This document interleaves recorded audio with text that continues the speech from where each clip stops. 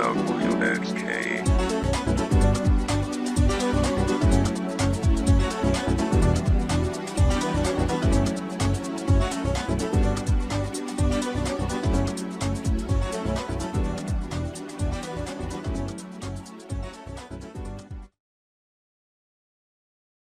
When it comes to androgenetic alopecia, we all know that the concentrations of 5-alpha reductase enzyme, which, by the way, is the enzyme that converts testosterone into DHT, and more importantly, the concentrations of DHT in the scalp tissue is what we are concerned with. Now, we use medications, the 5-alpha reductase inhibitors like Finasteride, which is a type 2 5-alpha reductase inhibitor, meaning it reduces only the type 2 enzyme variant of 5-alpha reductase. And we also have drugs like Dutasteride, which reduces both the 5-alpha reductase type 1 and type 2 enzyme. Now, the type 1 enzyme is usually found in the skin tissues as well as scalp skin tissue. The type 2 enzyme is predominantly found near the hair follicle.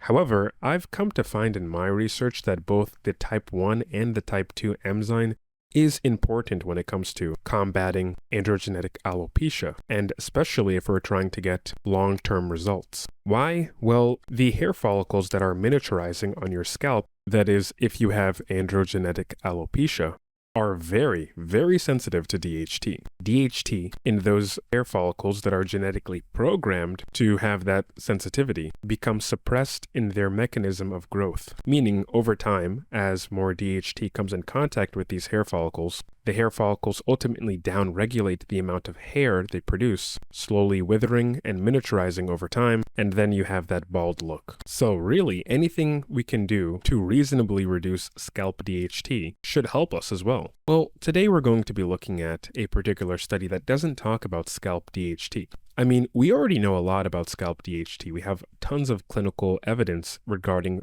Dutasteride and Finasteride when it comes to reducing scalp DHT. However, we want to look directly at the concentration of DHT in the scalp hair itself. So I'm going to be looking at a particular study, and hopefully you guys can find this video valuable. And if you do, please subscribe to this channel, share it with a friend.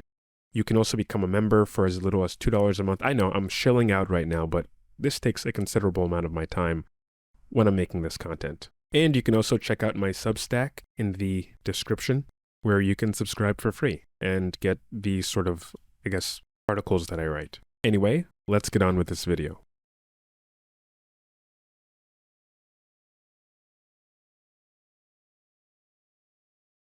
The study conducted by Yoshikata Hobo and colleagues published in the Clinica Chimica Acta in 2023, titled, quote, Evaluation of Therapeutic Effects of AGA Drugs by Measuring Finasteride, Dutasteride, and Dihydrotestosterone in Hair, unquote, spanned from May 2022 to September of 2022. It focused on evaluating the effectiveness of treatments for androgenetic alopecia, or male pattern hair loss. During this period, hair samples from 1,078 adult men were collected and analyzed at the ASCA Pharmamedica Co. Ltd. clinical laboratory, located in Japan. Now, this research is of particular importance because we can do things like examine the concentration of DHT in our blood. We can also do scalp biopsies to check the scalp tissue to see the concentration of DHT there. But here, in this particular study, the researchers are primarily focusing on the concentration of DHT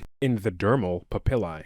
And for those of you who don't know, the dermal papillae is a small cone-shaped structure located at the base of your hair follicle in the skin. It plays crucial roles in your hair growth. This structure contains a network of blood vessels that supply nutrients and oxygen to the growing hair. The dermal papillae also communicates with other cells in the hair follicle to control the hair growth cycle, influencing the hair growth, thickness, and length. So this is where the unique microenvironment occurs, where all sorts of things happen. DHT coming in contact with the hair follicle, the concentration of DHT itself, or even how monoxidil sulfate influences hair follicles. It has to get to this general region to induce growth effects. Or if it's DHT, it has to get to this general region to reach the hair follicle to cause negative things to happen. So you can see how the dermal papillae is such an important area of concern when it comes to hair in general.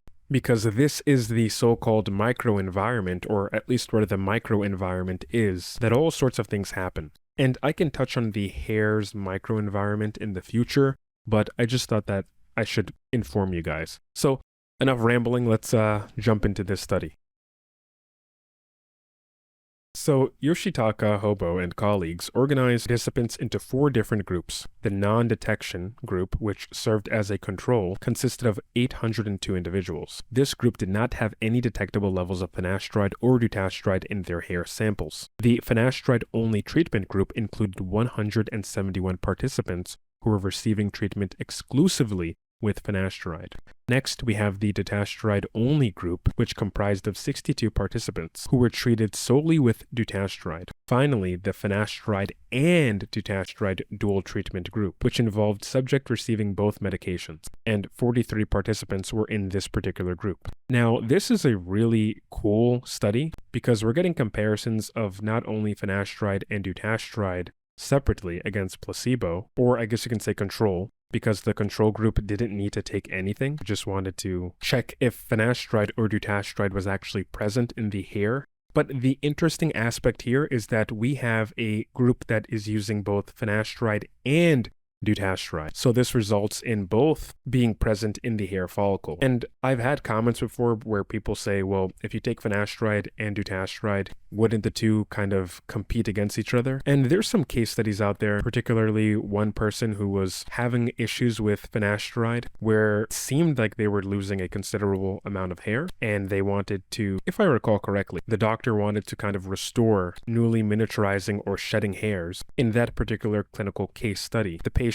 was administered finasteride and 1 dutasteride gel capsule at 0.5 milligram a week. And over time, their hair seemed to come back. So the question of finasteride or dutasteride out-competing each other, that isn't true. They're not going to out-compete or work against each other or whatever. If anything, they may be synergistic for some people who are looking to have a bit more long-term security with their hair. So something as small as 0.5 milligram of dutasteride once a week in combination with 1 milligram finasteride 6 or 7 days out of the week may be beneficial for some patients in the longer term. And as you can see here, if you're looking at the screen, both finasteride and dutasteride were found to be detectable in the hairs of the finasteride and dutasteride group. The methodology of this study involved the use of liquid chromatography tandem mass spectrometry to measure the concentrations of finasteride, dutasteride, and DHT in the hair samples. And just to explain for the audience, liquid chromatography tandem mass spectrometry, or LC-MS-MS, is a powerful laboratory technique used to identify and quantify chemicals in a sample. So you can imagine it as having 2 separate processes. First, liquid chromatography separates the different substances in the sample. Then, mass spectrometry analyzes these separated substances by measuring their mass, which helps us to identify each one precisely. This technique is widely used in fields like drug testing, environmental analysis, and biochemical research due to its accuracy and sensitivity of results. So pretty much when you want to have a sort of fingerprint, you can think of it like a chemical's fingerprint, right? Everyone has a unique fingerprint on their fingers. We can use this technique to see what chemicals are present in a particular sample that we've gathered. And in this case, these chemicals in question are DHT, finasteride, and dutasteride. So the collection process was non-invasive in this study, so they didn't have to go in and take some sort of scalp skin or the literal epidermis itself. Instead, it simply involved the extraction of about 10 hair strands from each subject's parietal region, and this is the top of the head. Now, when the researchers got these samples, they put it into a clean Ziploc bag, shipped it to their laboratory where they would be able to analyze these harvested hairs. The harvested hairs were then cut at a length of 3 centimeters from the hair root and then stored at room temperature before the analysis. Because the study design is retrospective, we have some things or some issues, I guess you can say, with this dual treatment finasteride and dutasteride group that I'll just point out right now. So what's the issue with a retrospective design? Well, in retrospective designs, researchers look back at existing data or records to examine outcomes or factors related to a particular condition or treatment. This type of study often involves analyzing historical data to find patterns or correlations, as opposed to collecting new data through experiments or surveys. Here, Yoshikata Hobo and colleagues would be analyzing past data or samples to draw conclusions about the effectiveness of finasteride or dutasteride, or whatever characteristics and interactions they observe in the samples they are studying. For the finasteride and dutasteride group, since the study relies on existing data and existing samples that didn't involve the researchers sort of administering these treatments, they are left with looking at existing data and samples. And the researchers might not have a comprehensive information on how subjects of the finasteride and dutasteride group either switched between finasteride and dutasteride, going vice versa. Knowledge about their dosages and adherence to medication regimen. And with all that being said, there's a potential of it affecting the accuracy and reliability of the study's conclusions regarding the effectiveness and impact of finasteride or dutasteride. Now, the researchers directly state this themselves, which I will be touching on the results of the study later on, but I think it's much more prudent to quote them now. So they say, quote, "Surprisingly, finasteride and dutasteride were simultaneously detected in hair of 43 of the 1,078 subjects, about 4% fin and dut group.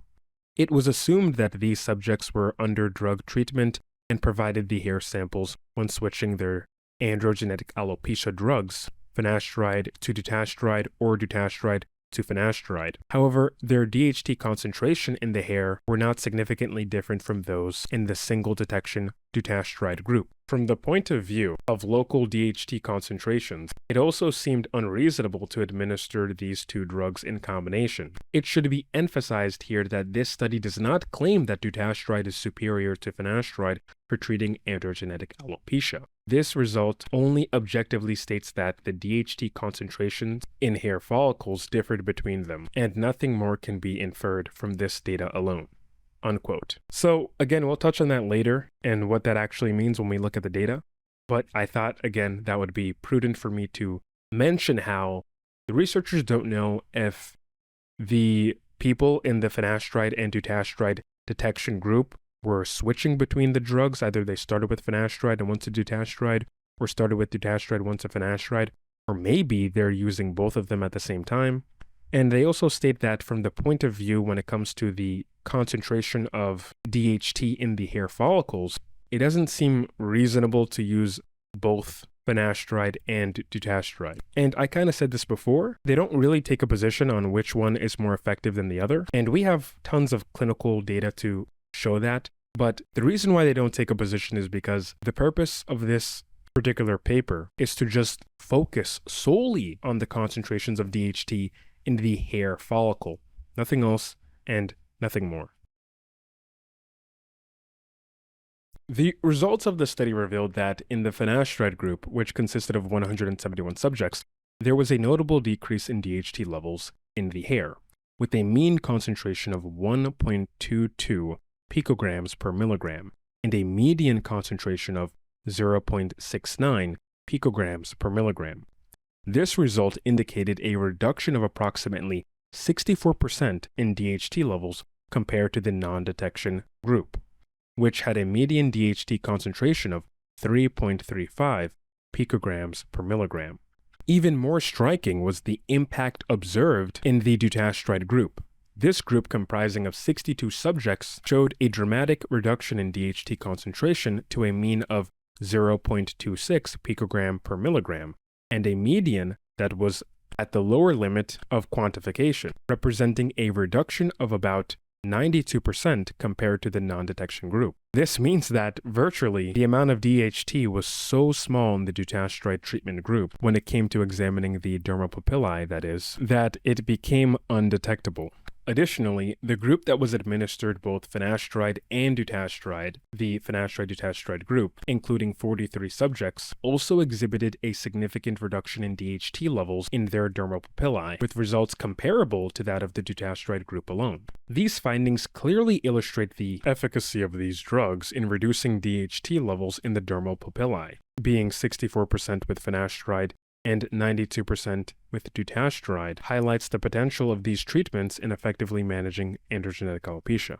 Also, the study found that there was a drug concentration dependent decrease in DHT levels, indicating that higher concentrations of these drugs in the hair were associated with a more significant reduction in DHT. And we know this especially to be true with drugs like dutasteride when it comes to scalp DHT, that between 0.5 milligram to 2.5 milligram, you can see a reduction of scalp DHT somewhere between 50% up to, or I guess you can say down to, because we're reducing, down to 80% reduction of scalp DHT. So let's have a look at the table outlines for the calibration curve, assay accuracy, precision, and matrix effects of both finasteride and dutasteride. For the calibration curve, the measurement range for both finasteride and dutasteride was between 2 to 1,000 picogram per milligram, indicating the concentrations at which these drugs could accurately be measured in hair samples. The slopes of the curve were 1.51 for finasteride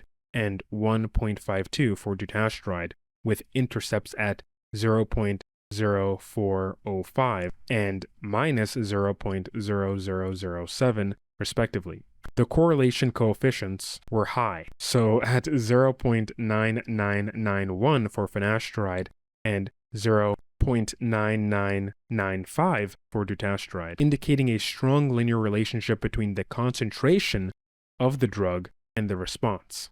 So when it comes to the calibration curve, this shows how the drug's concentrations relate to the test's readings. Both the drugs can be accurately measured within a specific range, so in this case that range is 2 to 1,000 picograms per milligram in the hair samples. The curves are almost perfectly linear, indicating reliable measurements were made. For the assay accuracy, the intra-assay accuracy ranged from 94.3 to 100% for finasteride and 94.8 to 106.7% for dutasteride. The inter-assay accuracy over the 3 days ranged from 98.3 to 100.2% for finasteride and 92.4 to 96.7% for dutasteride, showing the consistency of the measurements. For assay accuracy, this measures how close the test results are to the true value. The accuracy is high for both drugs in this case, both within a single test, being the intra-assay, and across different tests on different days, being the inter-assay. When it came to the intra-assay precision, this was between 2.9 to 7.4% for finasteride, and 5.3 to 6.4% for dutasteride, while the inter-assay precision for the 3 days were between 6.2 to 6.9% for finasteride and 4.3 to 7.2% for dutasteride. The assay precision indicates the consistency of the test results. The precision or the degree of variation is relatively low for both drugs, suggesting consistent performance of the assay. And just in case if you forgot, the assay is the LCMS, that liquid chromatography mass spectrometry tool that's used to actually measure the biochemical fingerprints of the various chemicals that we are seeing in the hair samples. So I just wanted to remind you guys again of that. Looking at the matrix effect, the recovery percentage, which indicates the efficiency of the analytical method in extracting the compounds from the matrix, in this case, that matrix being the hair, right? We want to see how much we can actually get out of the hair itself sample when we're trying to analyze for DHT, finasteride, or dutasteride. This was 95.3 to 95.5% for finasteride and 91.1 to 96% for dutasteride. The relative matrix effect was 4.3 to 7.1% for finasteride and 3.1 to 8.6% for dutasteride, indicating the variability due to the matrix. And again, that matrix is the hair itself. The matrix effect assesses how well the test extracts the drugs from the hair sample. So the results show us that the recovery percentages are relatively high, meaning that this method effectively retrieves the chemicals of interest, whether it's finasteride, dutasteride, or DHT, from the hair samples. The relative matrix effect shows some variability due to the hair matrix, but it's within acceptable limits. And I think this is kind of intuitively obvious, at least when you are researching in this kind of space. But the term matrix effect is supposed to refer to how the matrix, or what we're studying, the specific sample, right? The components of the sample can interact in various ways with a drug or some sort of biological molecule or other substance that may impact our results. So this is why there's some sort of variability, but it all falls within an acceptable range. Now, looking at Table 2, the characteristics of the study subjects, we can see a breakdown of each group and how many participants are in each group. And just for another reminder, or another quick rundown, the non-detection group, which were those hair samples that did not have finasteride or dutasteride in them, consisted of 802 subjects. The finasteride-only group included 171 subjects with finasteride concentrations in hair ranging from 2.03 to 253.41 picogram per milligram. The dutasteride-only group comprised of 62 subjects with dutasteride concentrations ranging from 3.42 to 309.01 picogram per milligram.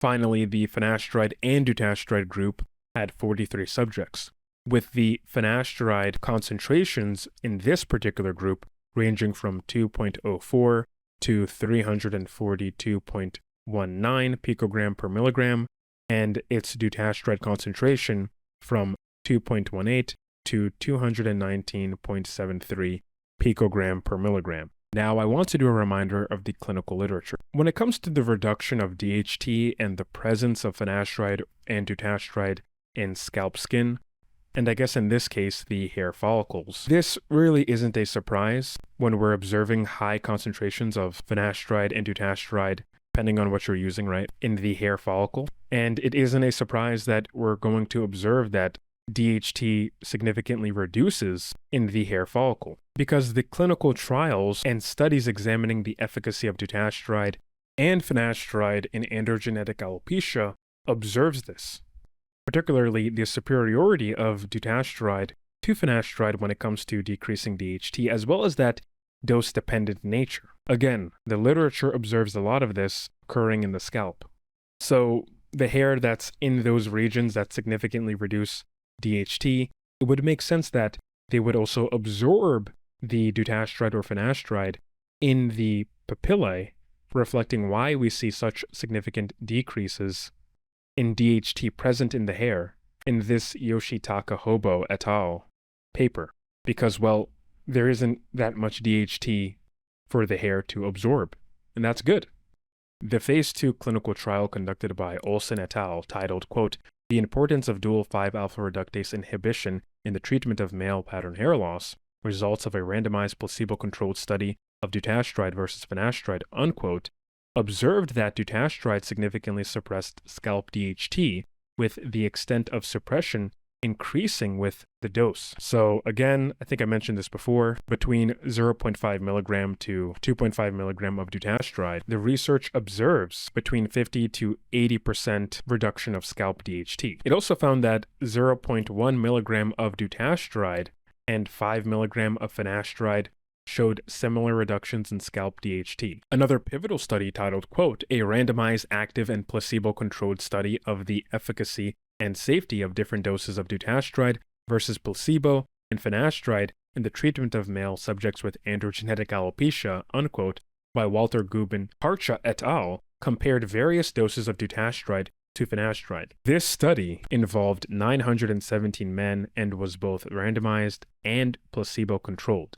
It found that 0.1 milligram and 0.5 milligram doses of dutasteride were more effective than 1 milligram finasteride when it came to increasing hair count and width. Notably, the 0.02 milligram dutasteride performed worse than 1 milligram finasteride. Also, the higher doses of dutasteride, ranging between 0.1 milligram to 0.5 milligram, were superior to finasteride and, of course, placebo. And we can see that even at this lower range of dutasteride, right, it kind of competes on par with finasteride, being around or a bit better than finasteride in terms of increasing hair counts. And that could be due to both the type 1 reduction of 5-alpha reductase in the scalp skin tissue and the type 2 reduction of 5-alpha reductase in the hair follicle. So once again, we also see that between 0.1 milligram to 0.5 milligram, and then 0.5 milligram to 2.5 milligram of dutasteride, there is a sort of dose-dependent nature when it comes to the increase of hair counts, suppression of scalp DHT, and now with the Yoshitaka Hobo et al. Paper, that is the true subject of this video, we know that the more of dutasteride that we take, up to that, at least with information of these other studies, 2.5 milligram, the dose-dependent increasing nature of dutasteride reduces more DHT in the hair follicle and also increases the presence of dutasteride in the hair follicle, if that makes sense. The phase 3 study by Hyo-Chul-un and colleagues titled, quote, Efficacy, Safety, and Tolerability of Dutasteride 0.5 milligram once daily in male patients with male pattern hair loss, a randomized double-blind placebo-controlled phase 3 study, unquote, further solidified these findings, evaluating that the efficacy of 0.5 milligram dutasteride against placebo in men aged 18 to 49 with androgenetic alopecia. This study underscores that dutasteride is a superior option for androgenetic alopecia treatment, showing again, like I mentioned before, 0.5 milligram of dutasteride beats 1 milligram or at least 5 milligram of finasteride in improving hair counts. And again, I keep saying again, but I just want to reiterate the point, 2.5 milligram of dutasteride had a slightly greater effect in the hair growth rate and recovery from miniaturization. So across these studies, it's evident that the efficacy of dutasteride in treating male pattern hair loss is dose-dependent, with the higher doses, especially at 2.5 milligram, leading to greater suppression of scalp DHT levels and more significant improvements in hair count and width. However, in the case of finasteride, this dose-dependency effect is not as pronounced beyond 1 milligram. Finasteride generally remains therapeutic in suppressing serum DHT and presumably scalp DHT between 0.5 milligram to 1 milligram finasteride, with doses below 0.5 milligram becoming less effective. Dutasteride, particularly at higher doses, may offer a more effective treatment option for androgenetic alopecia hair loss compared to finasteride. So, returning back to the Yoshitaka Hobo and colleagues paper, titled, quote, Evaluation of the Therapeutic Effects of Androgenetic Alopecia Drugs by Measuring Finasteride, Dutasteride, and Dihydrotestosterone in Hair, unquote, it's important to mention again that the study did have some limitations. This particularly is the retrospective nature of the analysis and the lack of comprehensive patient information like drug dose, regimen, and much more. The issue in the Hobo et al. 2023 paper that we just read was that they did not know how the finasteride and dutasteride detection group went about their treatment, if they transitioned from one to the other, or if they were using it at the same time. But I would say given the entirety of the clinical literature that we have, and now with this sort of retrospective design study that is relatively new, we do see once again that starting treatment is important. And I think people get this sort of disconnect, that they don't realize that if you're taking finasteride or dutasteride, that it actually is going to the hair follicle. It's going to the tissues that have 5-alpha reductase inside of them. And these tissues that we're primarily concerned with in the context of androgenetic alopecia, and even acne when it comes to dutasteride, is the scalp skin, right? Because type 1 5-alpha reductase enzyme exists on the skin, as well as scalp skin, and the type 2 5-alpha reductase enzyme is mostly present in the hair follicle and also the scalp skin. And when we look at all this data from Yoshitaka Hobo and colleagues, we see that when it reaches the hair follicle, either finasteride or dutasteride, but dutasteride is more effective, right? DHT levels are significantly reduced. So although the researchers don't make any sort of definitive statements on either dutasteride or finasteride being more superior in this particular study, the weight of the medical literature proves that dutasteride is more effective than finasteride in reducing both scalp DHT and hair DHT. But finasteride is a good option as well, and not everyone needs to just hop on dutasteride many people do well on finasteride. But there's always that one person who's like, oh, I want to be, more careful, right? I want to be more quick to action to really suppress scalp DHT. So then they hop on dutasteride, and there's nothing wrong with that. I feel like if you're severe in your Norwood state, that you probably should go with dutasteride. That's just my opinion, though. Not a doctor, right? So go talk to one, not YouTube guy, right? But anyway, thanks for watching this video, guys. I had to record this early in the morning before work, but if you like what you just saw, please subscribe. And I do hair loss consultations. You can find that link in the description below. And yeah, if you got this far in the video, comment in the comment section, I have to go to work, because that's what I have to do. Anyway, peace out and see you in the next video.